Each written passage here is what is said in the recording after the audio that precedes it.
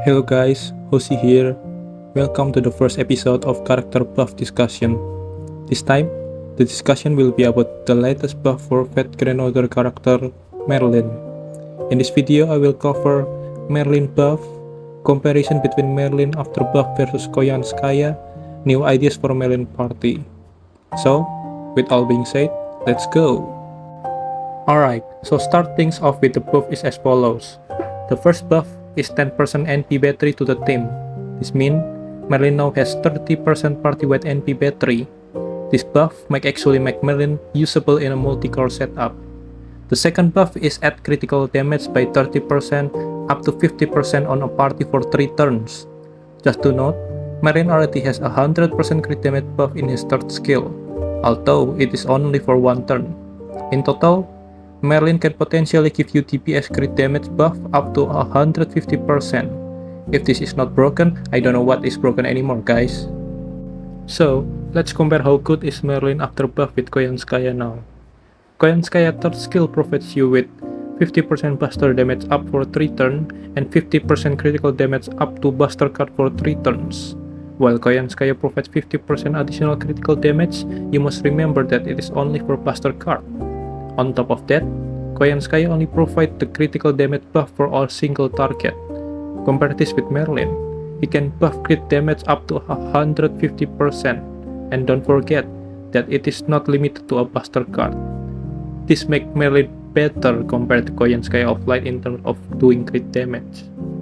Moving on, let's talk about how good Merlin buff for a multi-core setup.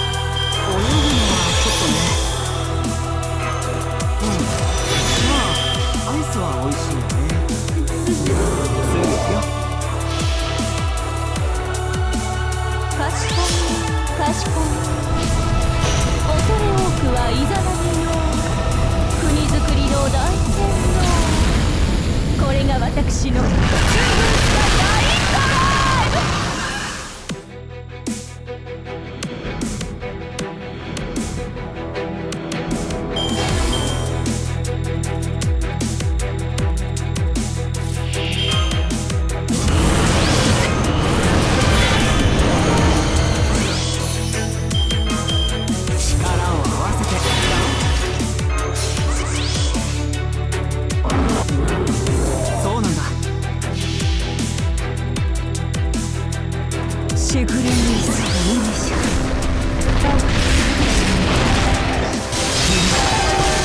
試したもの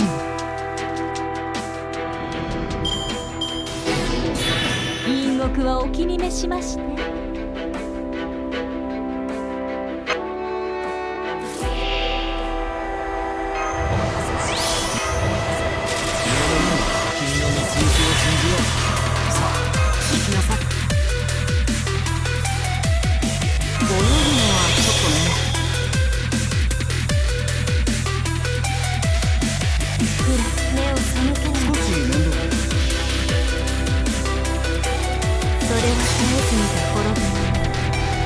最果てにありながらトリガースローダスキャメル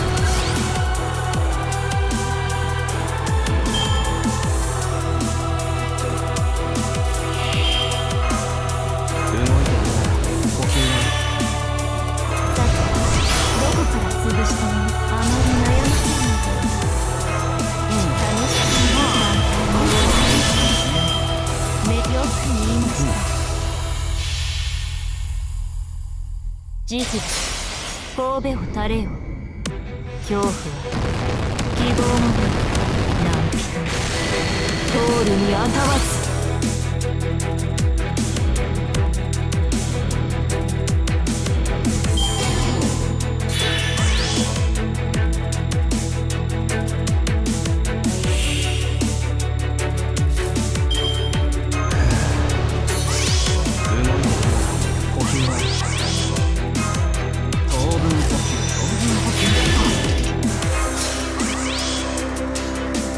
雪もさてそうなんだ